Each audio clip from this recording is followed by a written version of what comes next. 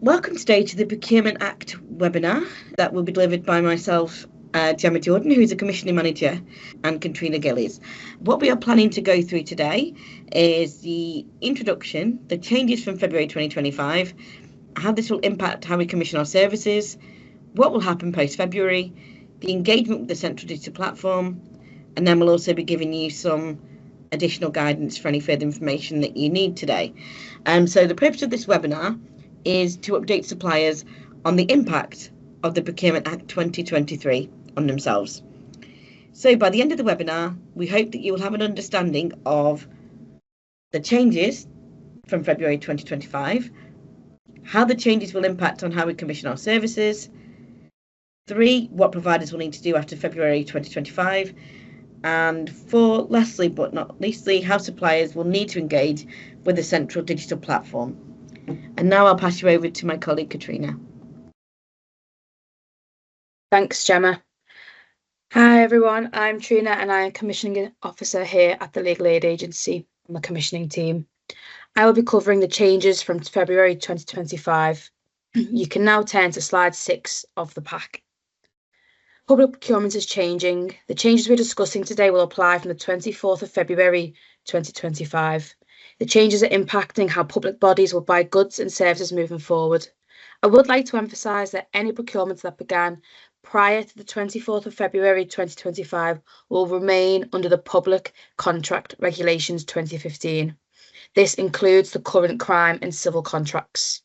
From the 24th of February 2025, we will have to comply with the new Procurement Act 2023.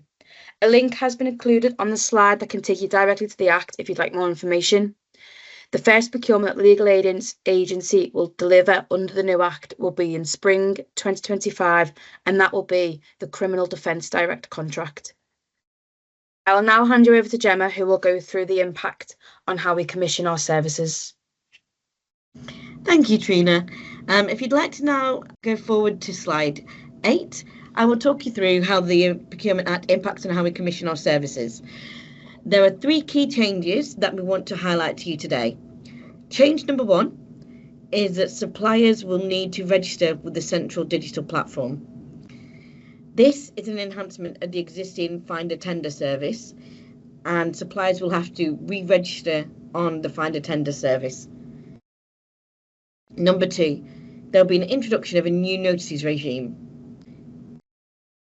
There will be the introduction of additional notices that will be published via the Central Digital Platform, which will improve transparency and openness, which includes pipeline notice, tender notices, payment compliance notices, which you may not have seen before, but will be new under the new Act.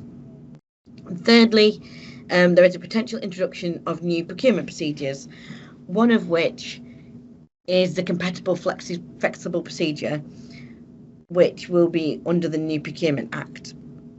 This will mean that some of the tenders and some of the procurements that you may see after the 24th of February 2023 will look slightly differently and have different processes and procedures that we will go through. The application guides for each specific tender will detail exactly what the process is for each tender as we go along. So I'm now going to move on to slide 9 and 10, which is what will happen post-February 2025. So slide 10 details one of the key major changes is the Central Digital Platform. Now, the Procurement Act 2023 legislates for the provision of a Central Digital Platform to facilitate the publishing of required notices and documents in accordance with the new regulations. Now, the Central Digital Platform will be an enhancement of the existing Find a Tender service, and this new functionality will automatically come on stream at 00:01 on the 24th of February 2025. The Central Digital Platform does not replace the need to submit a bid under the LAA e-tendering system, so the JAGA system will still be in function alongside the Central Digital Platform. There will be the 2 systems that you will need to publish your tender on.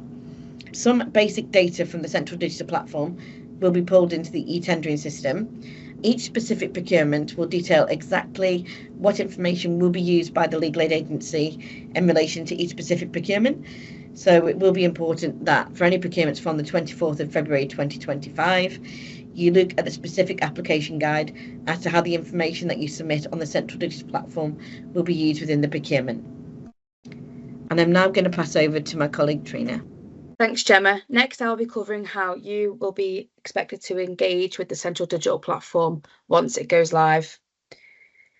If you're following along with the slide pack, I'll be discussing slides 12 and 13. When the central digital platform goes live, you will need to register on the platform in order to bid for a contract. When registering, you'll need to provide some information. This information will include your name, address, company's house number, VAT number, relevant qualifications or trade assurances, whether the organisation is an SME, VCSE or public mutual, financial information, including copies of your accounts from the most recent years, if you have them, connected persons and their names, addresses, details on any connected persons to the business, for example, any persons with a significant control, details of any discretionary or mandatory exclusions for the supplier or connected persons as set out in Schedules 6 and 7 of the Procurement Act 2023. Once this is completed, it can be reviewed and reused every time for each tender. I would like to note that even if you're currently registered on Find a Tender, you will need to re-register on the central digital platform and provide the information I've outlined. I'll pass you back over to Gemma. Thanks, Trina. And I'm now going to give a summary of the information about the central digital platform. There are 3 key bits of information which we have outlined on slide 15 that we would just like to flag to yourselves. Number 1, it is your responsibility to keep your information accurate and up to date.